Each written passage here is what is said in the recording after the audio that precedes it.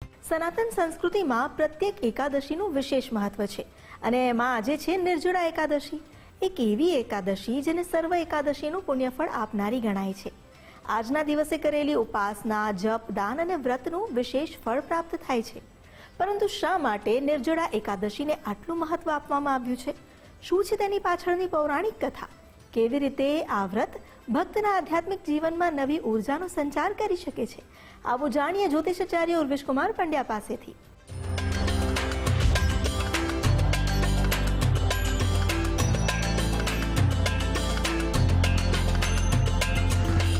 વનમાલી ગદીશાંગી શંખી ચક્રી ચનંદકી શ્રીમન્નારાયણો વિષ્ણુ વાસુદેવો વિરક્ષતો. નમો નમઃ. તમારા બધાનું સ્વાગત કરું છું આધ્યાત્મિક મહાશક્તિમાં. નિર્જલા એકાદશી અથવા ભીમ એકાદશી, ખરા અર્થમાં જો વિચાર કરવા જઈએ તો નામથી જ સમજાઈ જાય છે કે નિર્જલા, સૌથી પહેલા પાણી વિના જે ઉપવાસ કરી, તપ કરી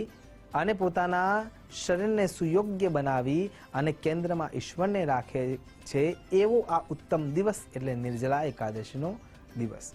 એનાથી આગળ જો વિચાર કરીએ તો વર્ષ દરમિયાન કદાચ કોઈ કારણોસર આપણે તપસ્વિત થઈ શકતા નથી, પણ આ એક દિવસે આપણે આપણી જાતને સંયમિત કરી લઈએ અને એ જ પ્રમાણે જીવન જીવવા માટેનો નિશ્ચય કરી લઈએ તો વર્ષ દરમિયાન કરેલી જે ભૂલો છે એનો નાશ થઈ શકે છે. એ પુણ્ય ફળ આપવાનો કોઈ યોગ્ય દિવસ હોય તો એ નિર્જલા એકાદશી છે. પણ આ કરવા પાછળનું જો વૈજ્ઞાનિક કારણ જો વિચાર કરવા જઈએ અને કેવી રીતે કરવી જોઈએ આ એકાદશીનું વ્રત, તો એ બહુ સીધું સમજાય છે કે દશમી તિથિના સૂર્યનારાયણના ઉદયથી માંડીને જ્યારે બપોરે તમે એક વારની ભોજનની પ્રસાદી તમે લઈ લો છો, ત્યારબાદ નિર્જલતા તમારા મનમાં વ્યાપ્ત થવી જોઈએ અને એ દિવસે દશમી તિથિનો સાંજનો સમય પૂર્ણ થાય છે, એકાદશી તિથિ આખી પૂર્ણ થઈ જાય છે, દ્વાદશી તિથિના પારાયણના સમય. અને એ પારણ જ્યારે તમે કરવા માટે બેઠા છો અથવા પારાયણ તમારું પૂર્ણ થઈ જાય છે ભગવત સ્મરણનું, ત્યારે ભગવાનને જે ભોગ તમે આપો છો દ્વાદશીના દિવસે, એ જ્યારે તમે જળ સાથે ગ્રહણ કરો છો ત્યાં સુધીનું વ્રત એટલે આ 3 દિવસનો નિર્જલ ઉપવાસ. શક્ય હોય ને આ પ્રમાણે કરી શકીએ તો બહુ જ સારી વ્યવસ્થા છે, પણ ન થઈ શકે એમ હોય તો 1 દિવસનો નિર્જલ ઉપવાસ એટલે સૂર્યનારાયણના ઉદયથી લઈને બીજા દિવસના સૂર્યનારાયણના ઉદય સુધી પાણી વિના જે ઉપવાસી રહે છે એ ક્રિયા અને સાથે ઈશ્વરનું સ્મરણ, એ જે ક્રિયા છે એ ખરા અર્થમાં નિર્જલ એકાદશીનું વ્રત કહેવામાં આવે છે. અને જો એ પણ ના કરી શકતા હોઈએ તો ઉપવાસનો સીધો અર્થ થાય છે ઉપ એટલે નજીક, વાસ એટલે રહેવું, ઈશ્વરના સાનિધ્યમાં રહેવું, બેસવું અને સુયોગ્ય રીતે જીવનના એ દિવસોમાં આપણે સંયમિત થઈને એ સમયને વ્યાપન કરવો, એ પણ ઉપવાસ જ છે.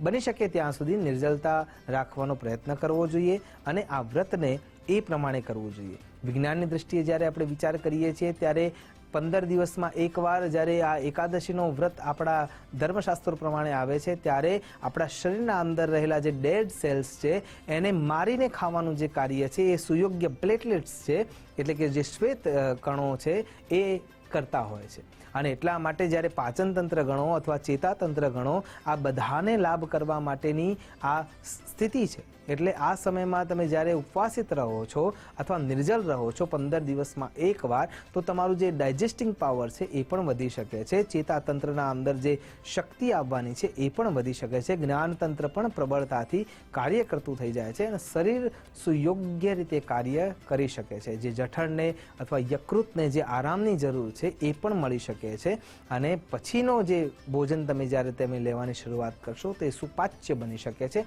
શરીરને લાગી શકે છે. એટલા માટે પણ વિજ્ઞાનની દ્રષ્ટિએ આ ક્રિયા ઉત્તમ છે. ભૌગોલિક દ્રષ્ટિએ જ્યારે વિચાર કરવા જઈએ છીએ તો ચંદ્ર મહારાજ જ્યારે પૂર્ણિમા આવે છે ત્યારે એ સમયના અંદર ચંદ્ર મહારાજના ગ્રેવિટેશનલ ફોર્સના કારણે થઈને જે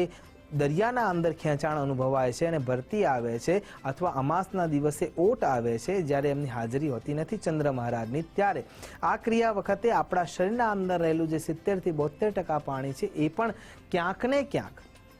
આ આંદોલન અનુભવે છે અને એ સમયે આપણા માનસ તંત્ર ઉપર, શરીર તંત્ર ઉપર કોઈ અયોગ્ય અવસ્થા ન આવી જાય એટલા માટે પણ ધર્મશાસ્ત્રોમાં આનો સુયોગ્ય ઉપયોગ થઈ શકે એ હેતુથી એકાદશીનું વ્રત રાખવામાં આવેલું છે અને એટલા માટે પણ આ વ્રત કરવું જોઈએ. ત્યાંથી આગળ જ્યારે વિચાર કરીએ તો પૌરાણિક દ્રષ્ટિએ ભગવાન શ્રી કૃષ્ણના શ્રી મુખેથી યુધિષ્ઠિર મહારાજ અને પંચ પાંડવો અને સામે ભગવાન વ્યાસજી બેઠેલા છે, એક તરફ દ્રૌપદીજી બેઠેલા છે અને ભીમસેન પોતાના મનની વ્યાકુળતાને કહી રહ્યા છે. ભીમસેન કહે છે કે જેમ યુધિષ્ઠિર મહારાજ અને અન્ય જે અનુજો છે એ સદૈવ વ્રત વિધિ વિધાન કરે છે, તપશ્ચર્યા કરે છે, ભૂખ્યા રહે છે, સંયમિત રહે છે. દ્રૌપદી પણ કેટલાય વ્રતો કરે છે, પ્રકૃતિના સાનિધ્યમાં રહી પોતાના શરીર અને મનને શુદ્ધ કરવાનું કામ કરે છે. ભગવાન વેદવ્યાસજી આપે જે ધર્મશાસ્ત્રોમાં લખેલા જેટલા પણ ઉપાયો છે એ બધા ઉપાયોમાં એક ઉપાય એવો છે કે જ્યારે તમે ઈશ્વરનું સાનિધ્ય લેવા માંગો છો ત્યારે તમારે સત્વ ભોજન લેવાનું છે અથવા ભોજનનો ત્યાગ કરવાનો છે. પણ હું ભીમસેન એવું પ્રણામ કરીને કહું છું કે મારા શરીરમાં વૃક નામનો જે અગ્નિ છે એ અગ્નિ સદૈવ પ્રદીપ્ત રહે છે અને એ પ્રદીપ્ત રહેલા અગ્નિને મારે જો શાંત કરવો છે, મારું એક નામ વૃકોદર એટલા માટે જ છે કેમ કે એ અગ્નિને શાંત કરવા માટે મારે સતત ભોજન કરવું પડે છે અને જ્યારે જ્યારે એકાદશી આવે છે કે અન્ય વ્રત વિધિ વિધાન આવે છે ત્યારે મારે કરવા હોવા છતાં પણ હું એને કરી શકતો નથી. સંયમિત જીવન તો એમને જીવ્યું પણ ઉપવાસના એટલે કે ભોજનને લઈને જે સંયમ હોવો જોઈએ, રસના અને રોકવા માટેની જે શક્તિ હોવી જોઈએ એ એમની પાસે નહોતી અને એટલા માટે થઈને ભીમસેન અહીંયા ભગવાન શ્રી કૃષ્ણ આગળ અને અહીંયા ભગવાન વેદવ્યાસજી આગળ પ્રણામ કરીને પોતાના મનની વ્યથા રજૂ કરે છે અને એ સમયે વેદવ્યાસજીના મુખેથી શબ્દો નીકળે છે અને ભગવાન શ્રી કૃષ્ણ પણ એ જ શબ્દોને ટાપસી પૂરીને એમ કહે છે કે વર્ષ દરમિયાન કોઈ પણ ક્રિયા કે વ્રત વિધિ વિધાન તમે ન કરી શક્યા હોય તો એવા સમયે સુયોગ્ય એવો નિર્જલ એક ઉપવાસ આવે છે જેને નિર્જલા એકાદશી કહેવામાં આવે છે અને એ દિવસ દરમિયાન જો તમે સૂર્યનારાયણના ઉદયથી માંડીને સૂર્યનારાયણના અસ્ત સુધી અથવા દશમી તિથિથી માંડીને દ્વાદશીના પારણ સુધી જો તમે નિર્જલ રહી શકો છો, પાણી વિના રહી શકો છો અને તે સમયે ભોજનની જગ્યાએ, વિષયોની જગ્યાએ કેવલ ઈશ્વરને વિષયમાં રાખો છો તો 100% આખા વર્ષ દરમિયાનનું જે તપ છે એ તમને મળી શકે એમ છે અને એટલા માટે થઈને ભીમસેને આ ઉપવાસ કર્યો હતો જેથી કરીને આજના દિવસની જે એકાદશી છે એને ભીમ અગિયારસ પણ કહેવામાં આવે છે. ચારે બાજુ જ્યાં સુયોગ્ય પાણીનો અવાજ ચાલી રહ્યો છે, ચારે બાજુ નદીનો કિનારો છે અને એમાં પાણી કલકલ વહી રહ્યું છે, તમારા આગળ પાણી લઈ શકાય એવી તમામ વસ્તુઓ પડી છે છતાં પણ તમે સંયમ સાથે એને કંટ્રોલ કરીને પાણીની જગ્યાએ કે જળની જગ્યાએ કેવળ અને કેવળ ઈશ્વરનું સાનિધ્ય લો છો.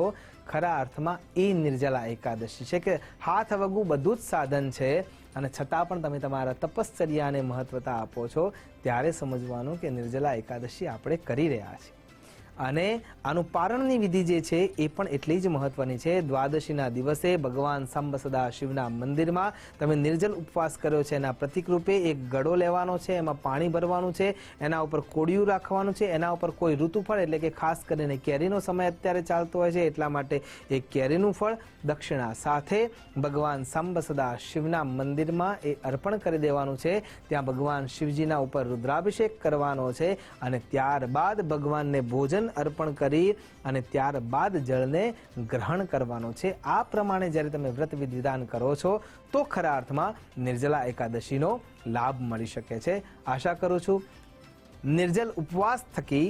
સંયમિતતાને કેન્દ્રમાં રાખીને આપણે આપણા શરીર અને મનને એટલું પ્રબળ અને પ્રશસ્ત કરીએ કે જેના થકી ધર્મનું કાર્ય કરવા માટે આપણે ક્યારેય પાછા ના પડી શકીએ અને ખરા અર્થમાં ઈશ્વરની અનુકંપા આ જ રીતે પ્રાપ્ત કરી શકીએ એ જ અભ્યર્થના સાથે નમસ્કાર. અસ્તુ સદા શિવોહમ. નમો નમઃ.